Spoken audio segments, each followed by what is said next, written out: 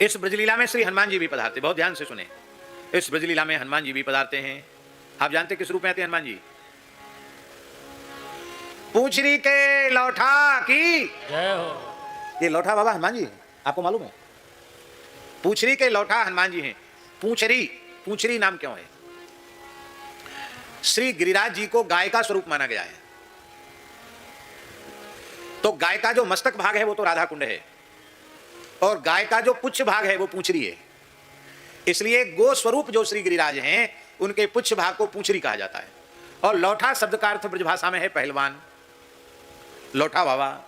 तो श्री हनुमान जी लौठा बाबा के रूप में आते हैं और श्री ठाकुर जी सुंदर छाक उनको पवाते हैं, और वो ठाकुर जी को कुश्ती लड़ना सिखाते हैं, ताल ठोक ठोक करके कुश्ती के दाव पेच सिखाते हैं, और कृष्ण बलराम को कंधे पर बिठाकर गिरिराज जी के सुंदर सुंदर कुंजों में विचरण कराते हैं, दर्शन कराते हैं, वन विहार कराते हैं। जब भगवान ने गोवर्धन धारण लीला की उस समय समस्त ब्रजवासियों के द्वारा, नंद बाबा, यशोदा मैया, ब्रजवाहन बाबा, कीर्ति मैया के द्वारा, गोप गोपियों के द्वारा श्री ठाकुर जी ने लौठा बाबा का पूजन कराया।